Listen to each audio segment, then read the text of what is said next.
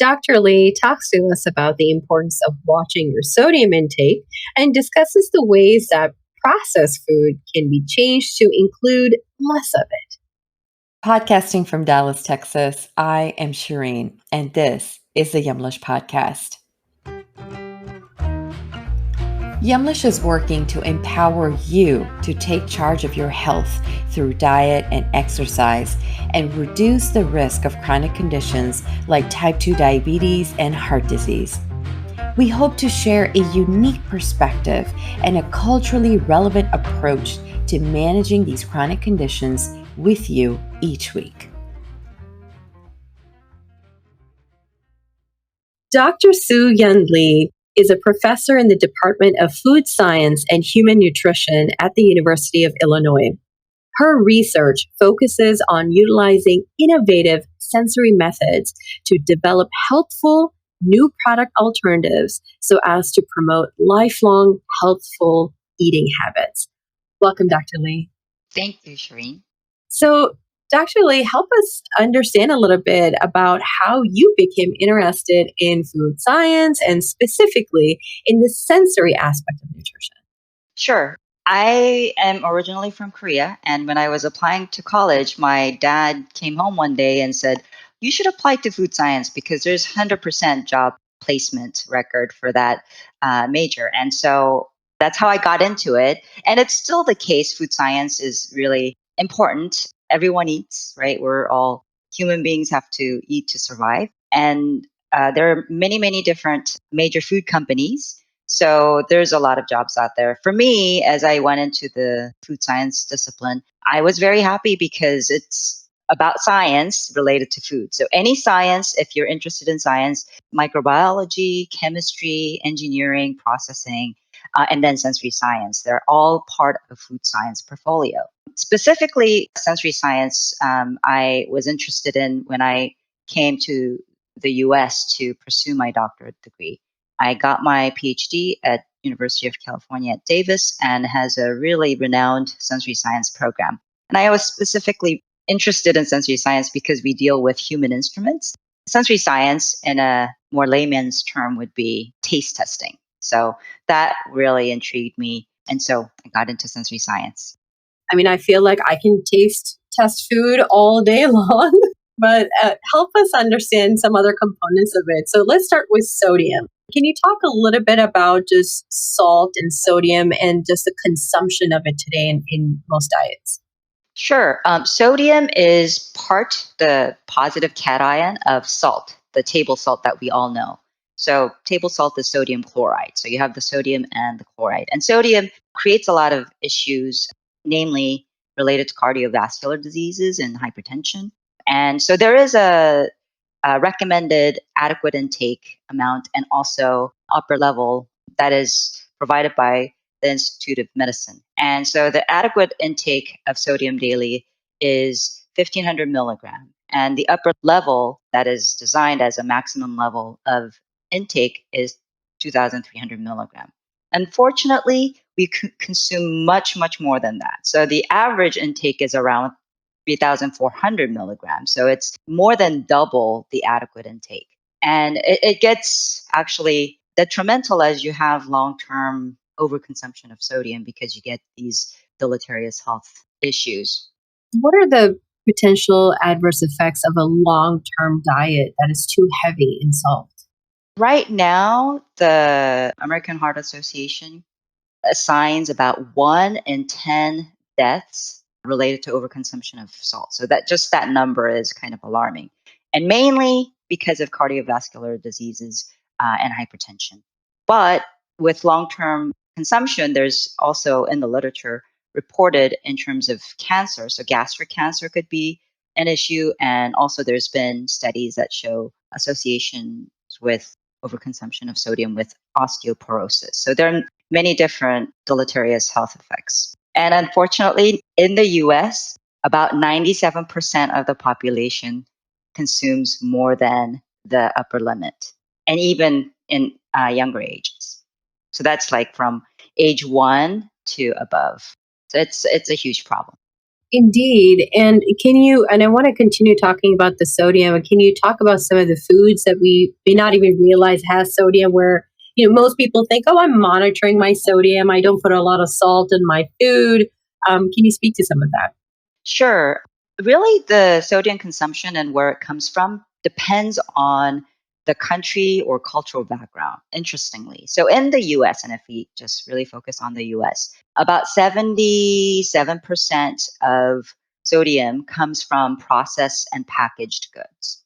And so the rest comes from home and restaurant foods. So, the home foods that you're cooking and you're thinking, I'm not putting so much sodium in it, only poses about like 10% of your sodium diet in the diet. So really there's not much control because there's so much processed and packaged food that we are consuming. And surprisingly, one of the top contributors of sodium consumption is grains and bread products, which really doesn't seem like they're very salty, but in fact they do contain a significant amount of salt, and because it's a staple that we consume so much of, that it becomes one of the top three. So you have the breads, rolls, and those grains, pasta, and then you have the cured meats and processed cheeses, and so like the processed dairy products. So those are like the three main sources of sodium, and then of course the processed and packaged soups.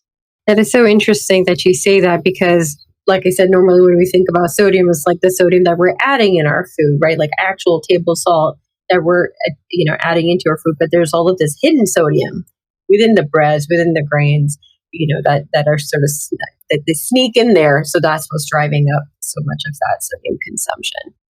What are some of the options for the food production industry to lower the amounts of sodium in processed foods? Yeah, so recently FDA has provided some recommendations. It's not a mandate yet, but recommendations to reduce sodium in many of the different processed and packaged goods.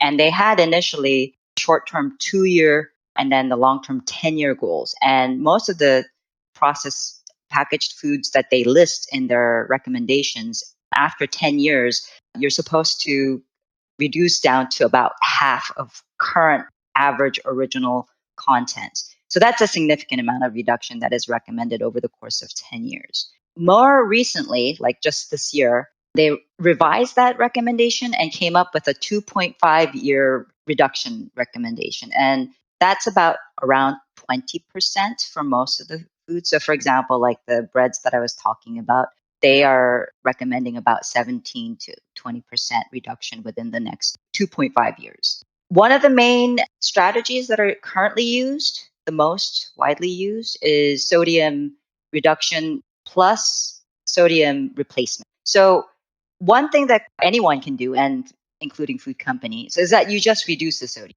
and don't do anything to mitigate whatever palatability loss or functionality loss that you have resulted in because of the reduction of sodium. And if the reduction is small enough, that it might not be even detected. So that's one primary way, just reduce sodium.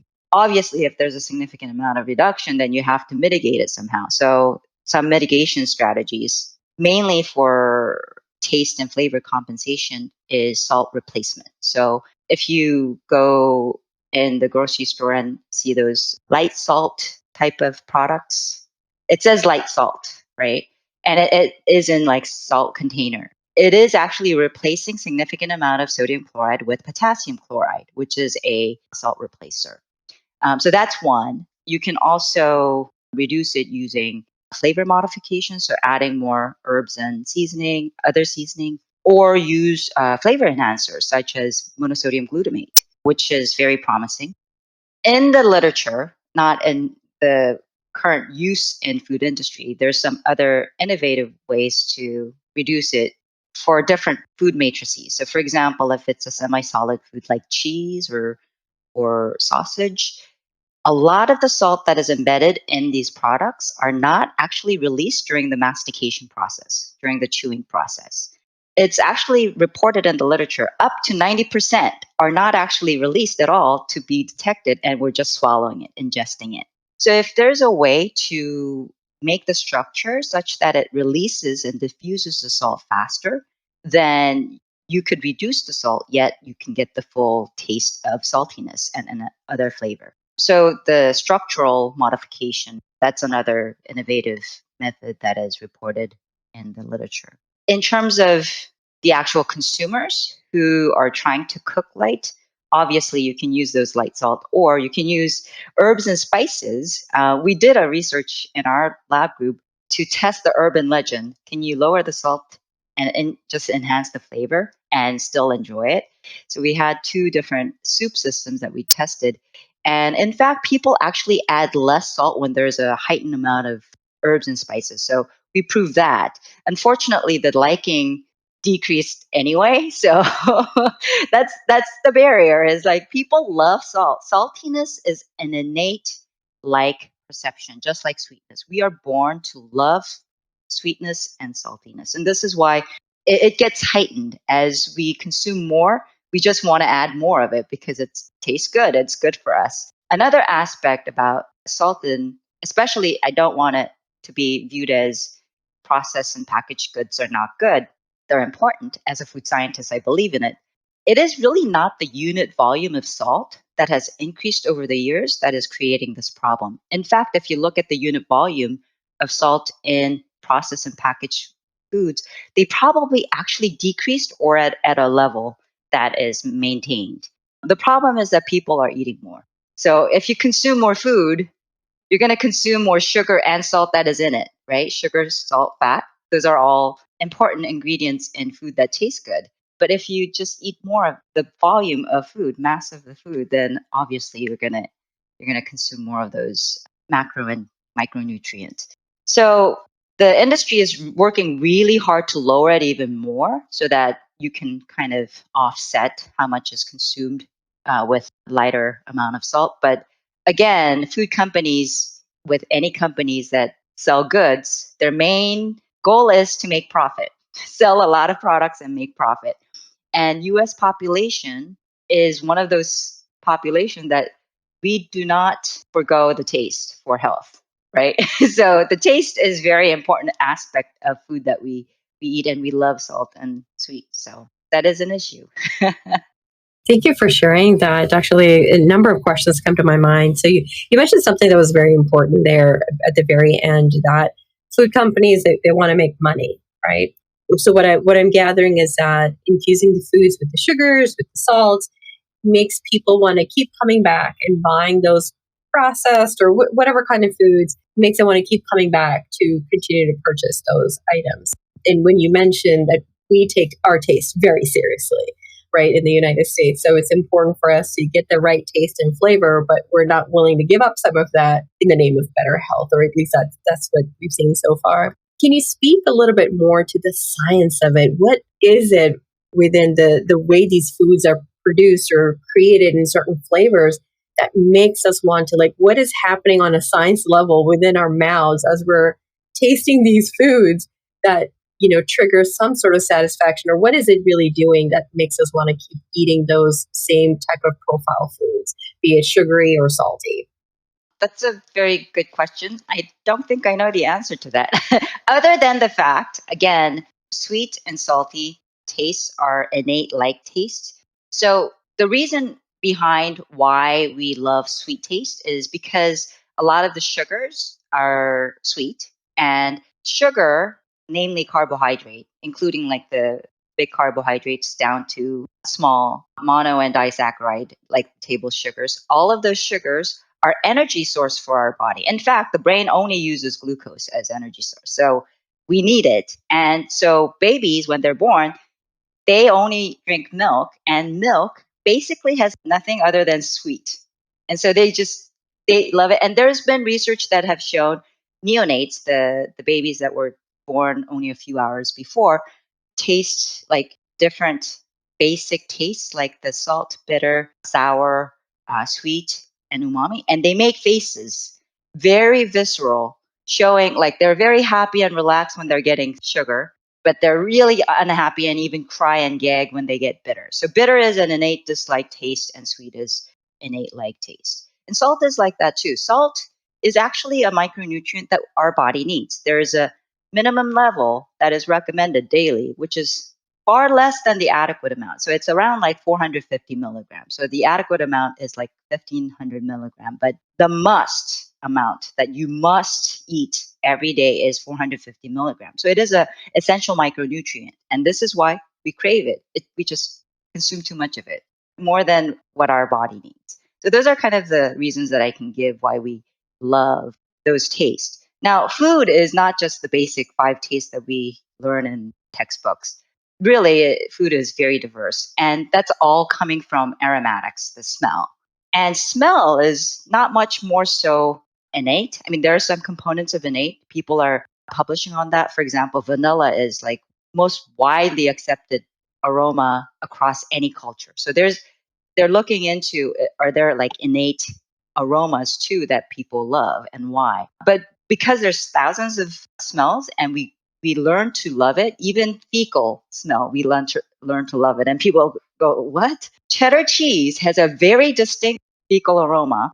There are a lot of fermented foods like cheeses that have very stinky aroma, but still we learn to love it. And one of my favorite foods, kimchi, is fermented napa cabbage, and well, fermented vegetable in many different forms, has very strong aroma to the degree that even people like me who love kimchi would prefer to have kimchi stored in a separate kimchi refrigerator. But we still grow to love it. So there's a lot of learning to appreciate in the aroma category. But the taste, they're very innate. We're born to like it. That is so fascinating. What is the best way that you recommend for individuals to lower their sodium intake? So, yeah, because Americans consume most of the sodium through processed and packaged goods, I would recommend the consumers to be cognizant of looking at the food label. And look, because actually sodium is specifically listed out as one of the ingredients and in bold. So you want to look at that. And it also gives percent daily value. So if it's, oh, consuming this half of this ramen noodles is going to be 100% of your sodium daily value, that means if you consume the whole package, it's going to be two times the percent daily value, right? So you want to read the labels correctly. And even if it's half, it's still a lot because you're consuming half of it with just one meal. A lot of the restaurant foods is kind of problematic because you don't get that information on the label unless you actually actively seek it out on the internet. For example, like I don't want to be saying any names, but like those sandwiches and burgers, I don't want to name any brands, but seemingly healthy type of restaurant foods like sandwiches or wraps, those contain a lot of sodium too because it has a bread, a lot of cured meat, a lot of cheeses, as you can imagine. So that they could actually be exceeding the adequate intake with just one sandwich. So those are things that you want to watch out for. For processed foods, there are many different reduced sodium and low sodium versions. So reduced sodium, you can claim it if you have 25% less than the original. Low sodium, there's a set limit that you have to be below to be low sodium. So reduced sodium is kind of tricky because if the original had like 2000 milligram, then even the reduced sodium one would have a lot of salt. So you want to look at what that really means and look at the label and actual content if you're really trying to watch out for salt consumption. I would recommend buying low sodium version, and then if that is really not tasty, add a little bit of salt as you like consume it. Like soups are very easy to do. So you can, as you cook, you can just add a little bit of salt or maybe season it up with other seasoning, herbs and spices, right? So those are my recommendation if you're relying on a lot of packaged foods because of convenience and price and all of that, which is very important factors in consumption. If you're cooking a lot at home, that's much easier to manage. But you have to realize some of the things that you're actually adding that is not salt or thought it was not salt contains salt. So, for example, like hot sauces, like sriracha sauce or hot sauce, they contain a lot of salt. Although you're not thinking that they do, and you're adding it for spiciness, but you're also adding salt in your food other than the salt that you added. Obviously, soy sauce, fish sauce, those contain a lot of salt. Yeah, so there are hidden salts in the ingredients as well. So you want to be cognizant of that. This is very, very helpful, Dr. Lee. So it's the messages not only looking at the actual sodium that you put, like consciously add to your food, but also read your labels, look for the sodium, look for the percent daily value related to that serving that you're cooking, and sort of estimate out that and be more conscious of that salt intake. So this was really, really helpful, Dr. Lee. At this point, we are toward the end of the episode. How can our listeners connect with you and just learn more about your work? Yes, so I'm at the University of Illinois at Urbana-Champaign, Department of Food Science and Human Nutrition. So we have a website, and in the directory, I am there. So you can find me there, and my contact information is there. So if you have any questions, you can reach out to me by email. And there are several papers that are listed under my bio in the website, and you can see all the sodium reduction related research there. So those are some ways. There's a recent publication. I'm just going to put a plug in. It has wealth of information. Most of this information that we discussed, we just recently published a compendium of sodium reduction strategies in foods, a scoping review in Comprehensive Review in Food Science and Food Safety Journal. It's very heavy reading, 20 some pages, and a lot of tables and figures. But if you're interested, go to that paper and you'll find all the details of what I just discussed. Lovely. And what we'll do is we link up that specific study as well in the show notes for this episode. And with that, thank you so much, Dr. Lee, for your time. Oh, you're very welcome. My pleasure. Awesome. And to our listeners, after this episode, head over to our social media, our Facebook or Instagram, and answer the simple question: how do you watch your sodium intake when it comes to processed foods? Or how will you watch now your sodium intake when it comes to processed foods? Head over again to our Facebook, our Instagram at Yumlish on Facebook and at Yumlish _ on Instagram. And we will see you there after the episode. Again, Dr. Lee, thank you so very much. Thank you for listening to the Yumlish podcast. Make sure to follow us on social media at Yumlish _ on Instagram and Twitter, and at Yumlish on Facebook and LinkedIn for tips about managing your diabetes and other chronic conditions, and to chat and connect with us about your journey and perspective. You can also visit our website, yumlish.com, for more recipes, advice, and to get involved with all of the exciting opportunities Yumlish has to offer. If you like this week's show, make sure to subscribe so you can hear more from us every time we post. Thank you again, and we'll see you next time. Remember, your health always comes first. Stay well.